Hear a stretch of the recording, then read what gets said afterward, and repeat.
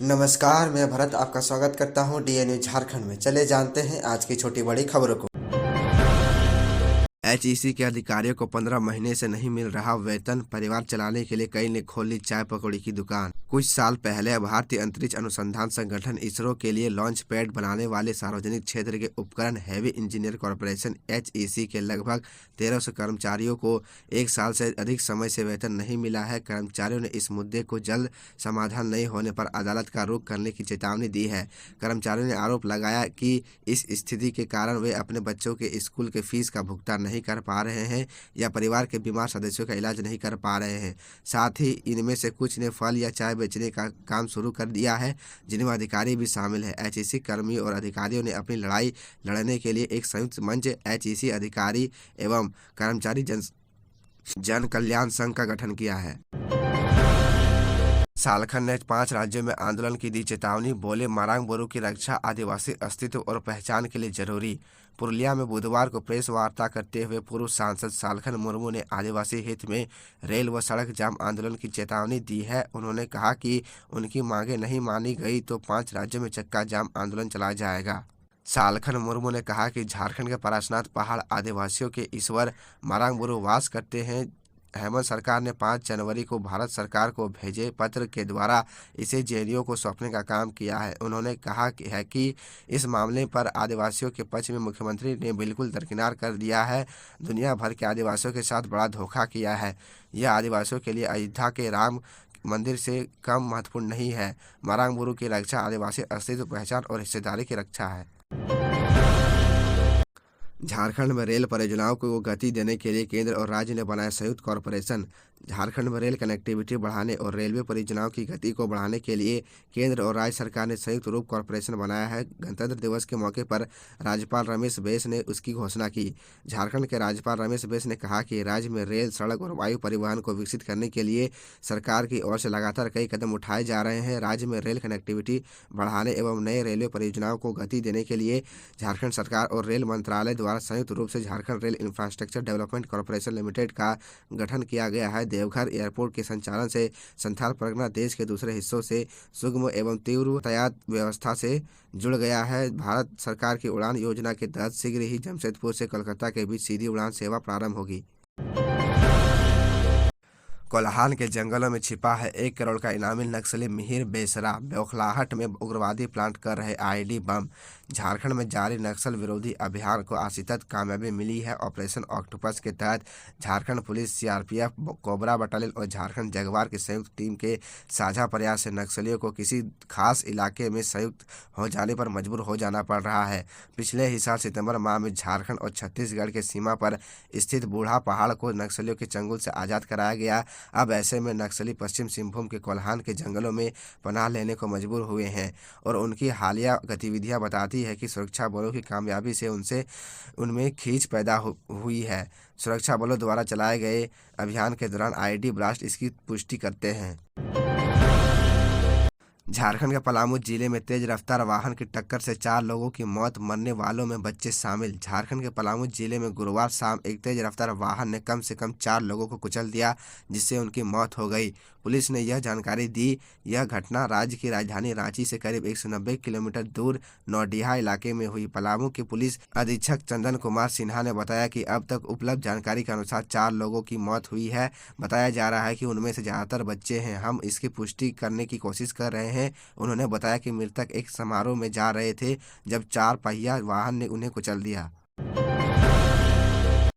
बेरोजगार छात्र उपचुनाव में नॉमिनेशन के लिए पहुंचने लगे हैं रामगढ़। उपचुनाव को लेकर गुरुवार को शिक्षित बेरोजगार छात्रों ने आवश्यक बैठक की। उपचुनाव की संगठनात्मक रणनीति पर चिंतन मंथन किया गया। छात्रों का कहना है कि राज्य के सभी जिला से करीब 1000 शिक्षित बेरोजगार नामांकन करेंगे। नामांकन कराने के लिए रामगढ़ आने वाले छात्रों को रहने के साथ साथ अन्य सुविधा मुहैया कराई जाएगी। वहीं आर्थिक रूप से कमजोर छात्र के लिए नॉमिनेशन शुल्क छात्र आपसी सहयोग से इकट्ठा करेंगे। बेरोजगार छात्र उपचुनाव में नॉमिनेशन के लिए रामगढ़ पहुँचने लगे हैं। वहीं अन्य छात्र 36 जनवरी तक अपनी अपनी आवश्यकता दस्तावेज, वोटर कार्ड व वोटर लिस्ट लेकर रामगढ़ पहुंच जाएंगे ताकि 31 जनवरी से नामांकन पत्र खरीद जा सके। नक्सलियों के मंसूबे पर पुलिस ने फेरा पानी। रांची पुलिस ने पीएलएफआई नक्सली संगठन के 2 बड़े कमांडर को दबोचा। रांची पुलिस ने प्रतिबंधित नक्सली संगठन People's Liberation Front of India के 2 बड़े नक्सलियों को गिरफ्तार किया है। इनमें रीजनल कमांडर तिलकेश्वर गोप और एरिया कमांडर सूरज गोप शामिल है। इनके पास से AK-47, 2 देसी बंदूक, कई कारतूस और अन्य सामान जब्त किए हैं। रांची के एसएसपी किशोर कौशल ने गुरुवार 26 जनवरी को एक प्रेस कॉन्फ्रेंस में यह जानकारी दी। उन्होंने कहा कि सूचना मिली थी कि तिलकेश्वर गोप अपने हथियारबंद दस्ते के साथ अनगढ़ा थाना क्षेत्र के जीदू गांव के आसपास जंगल में कैंप कर रहा है और किसी बड़ी घटना को अंजाम देने की तैयारी कर रहा है। इस सूचना के आधार पर सिल्ली के डीएसपी के नेतृत्व में थाना प्रभारी और क्यूआरटी ने घेराबंदी कर तिलकेश्वर और उसके साथी सूरज गोप को गिरफ्तार कर लिया है। नॉर्थ कर्णपुरा पावर प्लांट से जेबीवीएनएल को मिलेगा 150 मेगावाट बिजली। 1 फरवरी से उत्पादन होगा शुरू। झारखंड में बेहतर बिजली मिले, इसके लिए लंबे समय से कर रहे लोगों का इंतजार अब खत्म होने जा रहा है। 1 फरवरी से NTPC North Karanpura power plant से जेबीवीएनएल को 150 मेगावाट बिजली मिलने लगेगी। 1 फरवरी से इकाई के पहले यूनिट से 660 मेगावाट का नियमित उत्पादन शुरू हो जाएगा। इसका ट्रायल सफलतापूर्वक 2 बार पूरा कर लिया गया है। बता दें कि चतरा जिला के चंदवा में national thermal power corporation NTPC का 1980 मेगावाट का प्लांट बनाया जा रहा है, जिसका पहला चरण पूरी तरह से बनकर तैयार हो गया है। वहीं अब जेबीवीएनएल के साथ हुए समझौते के अनुसार राज्य को 500 मेगावाट बिजली मिलनी शुरू हो जाएगी। मालूम हो कि साल 2012-13 में बिहार और झारखंड सरकार के साथ एनटीपीसी ने समझौता किया था। इस समझौते के तहत कुल उत्पादित बिजली का 50% बिहार और झारखंड को मिलना तय हुआ है। बता दें कि पिछले साल प्रधानमंत्री नरेंद्र मोदी ने प्लांट की प्रगति की समीक्षा भी की थी। जानकारी के मुताबिक नॉर्थ कर्णपुरा पावर प्लांट से मिलने वाली बिजली 3.5 रुपये प्रति यूनिट की दर से झारखंड को मिलेगा, जिससे बिजली सस्ती होगी। 14 वर्ष नाबालिग ने फांसी लगाकर दी जान। परिजनों ने बताई हैरान करने वाली बात। 14 वर्ष नाबालिग बच्ची ने फांसी लगाकर आत्महत्या कर ली। नाबालिग बच्ची ने जब ऐसा कदम उठाया उस समय घर में कोई नहीं था। बच्ची का शव उसके घर के समीप पेड़ से लटका मिला।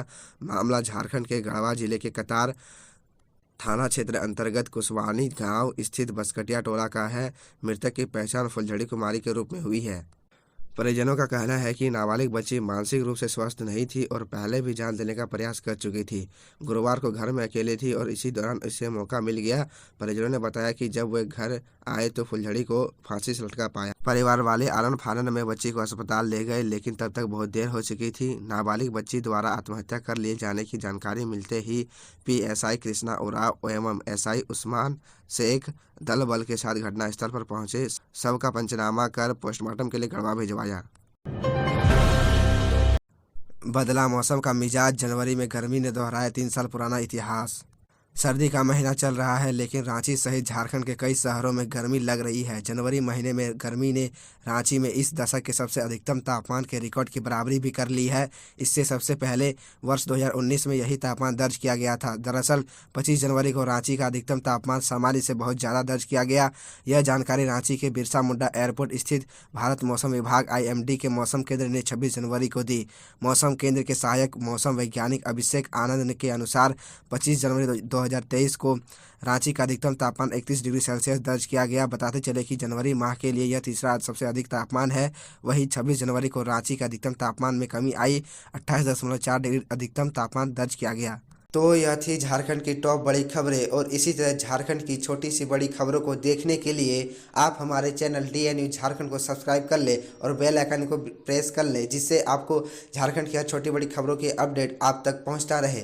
तो आज के लिए इतना ही। हमें दीजिए इजाज़त, फिर मिलते हैं आपसे अगले वीडियो में।